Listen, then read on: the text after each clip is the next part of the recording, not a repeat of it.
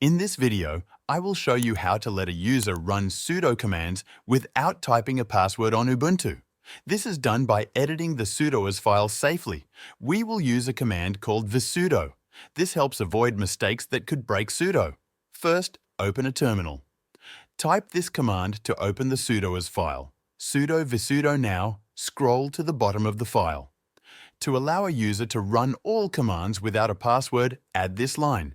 Username, all, NOPASSWD, all replace username with the actual username of the person you want to give permission to. When you're done, press Ctrl plus X, then Y, and hit Enter to save and exit.